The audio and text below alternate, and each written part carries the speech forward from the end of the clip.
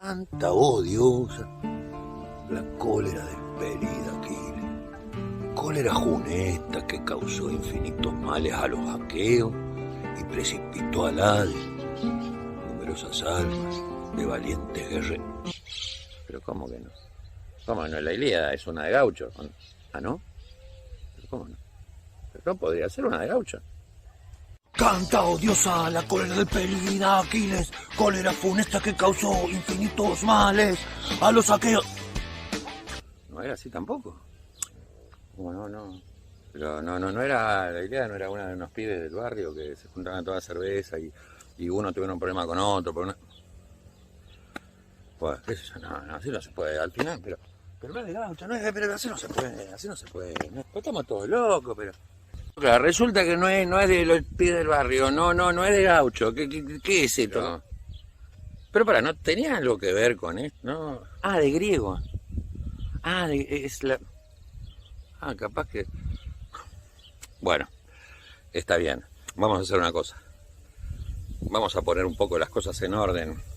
Acá me avisan que hubo un lamentable error, pero claro, como a mí me dijeron que era tradición oral, que tenía que ver con el ritmo de la palabra y... Bueno, quizás me confundí un poco. Vamos a tratar de poner las cosas en orden y en claro y empecemos por explicar de qué se trata esto, porque esto es una nueva emisión de nuestro ciclo. No te lo cuento, pero te lo explico.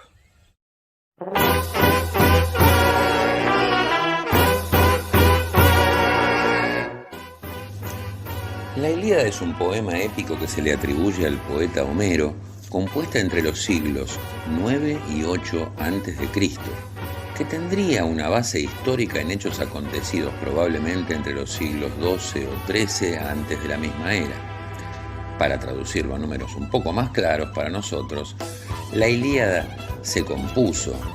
Nótese que no estamos diciendo que se escribió, sino que se compuso, más adelante explicaremos esta diferencia, entre 900 y 800 años antes de Cristo, es decir, hace unos 2900 añitos, y habla sobre hechos que de tan antiguos no se puede establecer exactamente cuándo ocurrieron, si es que así fue, y se calcula que pueden remontarse a una guerra ocurrida posiblemente en 1100 o 1200 años antes de Cristo, es decir, hace unos 3100 o 3200 años. Mucho tiempo, ¿no? Tanto tiempo que se des cuenta que, por lógica, todavía no se había desarrollado la escritura cuando podría haber transcurrido la guerra de Troya en la cual ocurre este relato. Y apenas se estaba desarrollando desde hacía unos 100 años en la antigua Grecia, cuando Homero la habría compuesto. Y es de suponer que para esa época serían muy pocos los que sabían leer y escribir. ¿Cómo puede ser entonces que este poema épico, es decir, una historia escrita en verso, se refiera a hechos que habían ocurrido varios siglos antes, cuando no se había desarrollado aún la escritura? En otros términos, ¿cómo se podría recordar algo que no había quedado registrado ni siquiera en documentos escritos?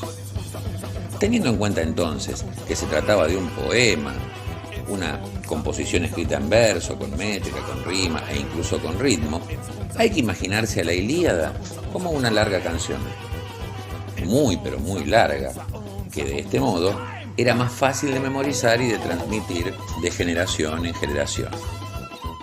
Es decir que, teniendo en cuenta que se sabe muy poco de Homero y se sospecha que puede tratarse más de una leyenda que de un escritor real, se da por descontado que tanto la Ilíada como la Odisea, sus obras más conocidas, circularon de manera oral como largos relatos con forma de poema o canción durante siglos, hasta que se desarrolló la escritura y fueron pasados a la letra o puestos por escrito. Por esa razón, no hablamos de que la Ilíada fue escrita al referirnos a su creación, sino que más bien hablamos de composición, es decir, el relato se fue armando como una canción que se repetía y memorizaba, o incluso se improvisaba, como ocurría con las payadas que improvisaban, e incluso siguen improvisando, los antiguos gauchos de las pampas argentinas, o como hacen en la actualidad los raperos que cultivan el freestyle. ¿Habrá sido entonces Homero el primer payador o incluso el primer rapero? Lo más probable es que nunca lo sepamos, pero lo que sí queda claro es que a falta de escritura, la mejor manera de desarrollar un método para recordar una historia con cierto lujo de detalles es repetirlo con ritmo, con rimas que nos permitan relacionar palabras entre sí e ir siguiendo un hilo, con métrica y hasta incluso con melodía. O sea, como una larga canción que se nos pega de tanto escucharla. Es claro que al ser composiciones tan largas no se las aprendía a todo el mundo, aunque sí es muy probable que algunas partes exitosas sí se popularizaran entre el público. Pero como ocurre en la actualidad con los músicos, había personas que eran especialistas en difundir estas composiciones que narraban hechos con un origen histórico que se mezclaban con la leyenda.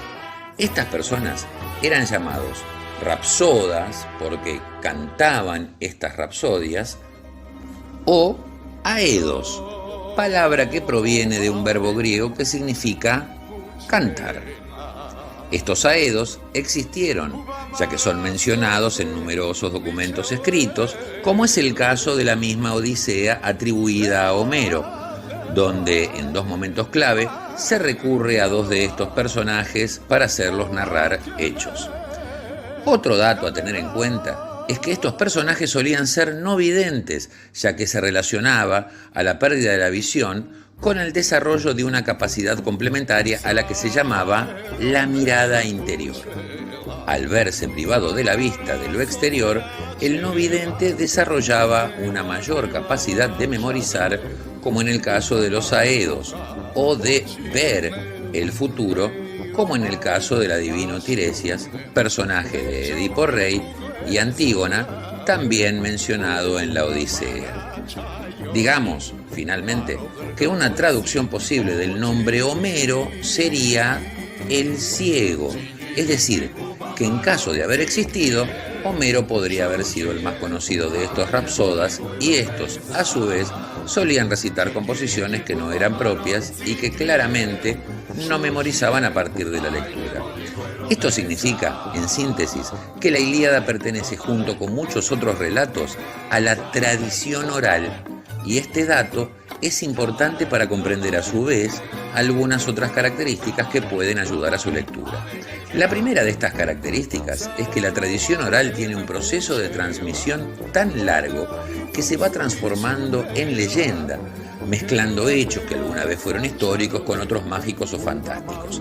Es por eso que la Ilíada puede llegar a ser muy realista en la descripción de ciertos aspectos de los combates, pero lo fantástico o mitológico intervendrá del mismo modo permanentemente hasta llegar a predominar de alguna manera.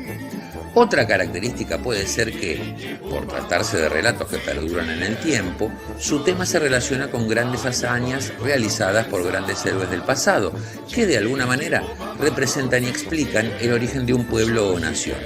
Los antiguos griegos, por ejemplo, se sentían descendientes de los aqueos, mientras que los antiguos romanos, de modo, se inventaron una descendencia legendaria de los antiguos troyanos. Y como lo explicamos previamente, la épica es una narración en verso.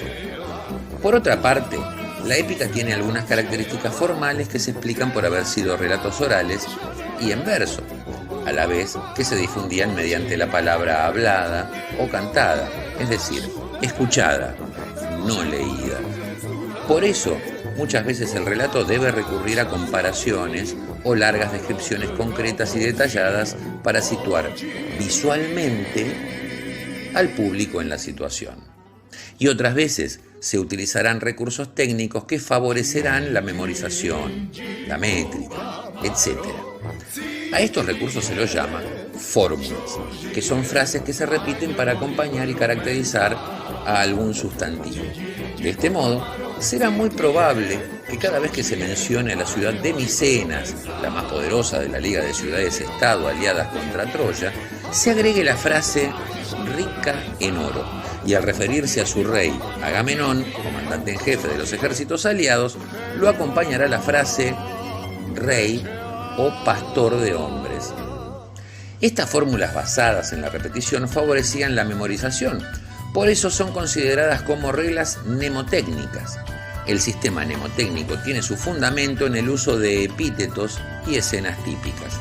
La tradición oral de la cual el poeta forma parte ha convertido la realidad en una selección de situaciones, y esa parte de la realidad que ha sido seleccionada se expresa siempre con las mismas palabras. El uso de escenas típicas posibilitó la consolidación de un modelo fijo para cada imagen. Hay en la Ilíada y en la Odisea ciertas acciones que se repiten y que se narran de la misma manera, mencionando inclusive los mismos detalles. No obstante, no es un recurso narrativo simple, pues las imágenes se entretejen, se mezclan y combinan con otros temas, presentando una compleja estructura temática. Podemos decir, entonces, que este sistema de repetición de fórmulas, personajes y escenas típicas posibilita la existencia de una forma literaria independiente, de una trama concreta. Es así que dentro del sistema mnemotécnico una historia existe, pero puede ser contada de muchas maneras. El caso más común de fórmula que se repite en la épica es el de los epítetos, que son adjetivos o frases que se aplican alternativamente a un mismo personaje y que sirven para caracterizarlo, o como sinónimo que reemplaza en muchos casos a su nombre. Como estos personajes son nobles que descienden de un linaje, es decir, que tienen antepasados que también fueron héroes o reyes, muchas veces se los menciona con otro nombre alternativo que remite al nombre de su padre, como si fuera un apellido. Estos nombres alternativos suelen terminar en el sufijo ida, como por ejemplo en el caso de Aquiles, quien será llamado el Pelida, por ser hijo de Peleo. Agamenón y Menelao serán los Atridas, hijos de Atreo, e incluso Zeus será el Cronida, por ser hijo de Cronos. Esto puede resultar particularmente confuso, ya que en un mismo pasaje se nos puede hablar del Cronida o Cronión, del que amontona las nubes, del padre de todos los dioses y todos los hombres, del prepotente Cronión, del altitonante, del clarividente, del esposo de Hera y muchos otros epítetos más. Y resulta que en todo momento se nos estaba hablando del mismo personaje, que es Zeus. A no desesperar. Estos epítetos suelen acompañar al nombre del personaje, el Pelida Aquiles. Es decir, que el mismo texto nos suele explicar de qué personaje se trata. Y sabiendo este dato, nos vamos acostumbrando a que siempre que se mencione al Pelida o al de los pies ligeros, se estará hablando de Aquiles. Pero en el caso de encontrarnos con un epíteto que no nos permita recordar o identificar de qué personaje se trata, lo mejor será tener al dios Google cerca y poner ese epíteto en la barra de búsquedas, que inmediatamente nos devolverá el nombre del personaje en cuestión. Y si querés tener un machete con una lista de epítetos a mano, poné en la barra de búsqueda epítetos de la Ilíada y la diosa Wikipedia te devolverá una lista completa que te será de gran utilidad. De entre muchas otras características de estilo que tiene la épica, señalaremos particularmente la utilización de símiles, es decir, comparar a algo o a alguien con otra cosa o personaje, etc., estableciendo de este modo una similaridad entre ambos términos. Este recurso generalmente hace visible de alguna manera algo abstracto, como puede ser un estado de ánimo, con algo alguna vez visto por el público que escuchaba la recitación del relato. Y esto, a su vez, es característico del universo del relato oral, más cercano a la experiencia que a la abstracción. De este modo, podemos decir que será más gráfico transmitir y resaltar la furia con la que un personaje salió a combatir, comparándolo con la descripción detallada de los efectos de una tormenta en el bosque, que simplemente añadiendo el adjetivo furioso. Podemos encontrarnos con dos tipos de símiles, los cortos y los largos. El símil corto es el que tiene 2 o 3 palabras, como un dios, como un león. Estos son comunes en Homero y en otras épicas antiguas, y usualmente se usan sin otro efecto adicional al del epíteto estándar. Con ellos se adiciona un énfasis en la narración, pero no pretenden ser una descripción con significado particular. El símil largo es de otra clase y no es común en otras épicas antiguas. Se debió generar a partir de los símiles cortos. Se dice que los troyanos están asustados como cervatillos. Y en otro lugar se dice que los griegos están asustados como cervatillos que cuando se fatigan de correr por las vastas llanuras se quedan plantados sin ningún coraje en sus mientes. Los símiles largos ofrecen una imagen completa en el sentido de que pueden ser removidos del texto sin que esto interrumpa la continuidad. Dicho en otras palabras, no vale la pena detenerse a tratar de comprender lo que estos símiles largos nos quieren detallar, ya que de algún modo son un desvío, a veces de media página o más, que no resulta necesario en la narración más que para hacer énfasis en un estado de ánimo o en una situación. Es decir, que los dioses no se van a enojar con el lector moderno si se los pasa por alto o se les da una lectura apurada.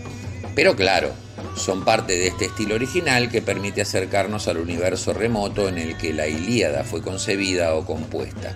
Un mundo en el cual no solo no existían los teléfonos inteligentes, las computadoras, los dispositivos reproductores de imágenes y sonido y toda la tecnología que hoy nos rodea, sino que ni siquiera se conocía la escritura que permite clasificar, retener y archivar los hechos en palabras. Y lo cierto es que más allá de todo esto y de la disparatada intervención de los dioses, la Ilíada sigue siendo un relato vibrante que al fin y al cabo nos sigue hablando de las miserias humanas, de los sentimientos, de los miedos, de los sueños, de las ambiciones desmedidas, del egoísmo, de la generosidad, de la crueldad, de la gloria y la miseria, de la fragilidad humana, de nuestra condición de mortales y ante todas las cosas de la monstruosidad de la guerra. Y simplemente por eso es que vale la pena seguir leyéndola después de tantos siglos.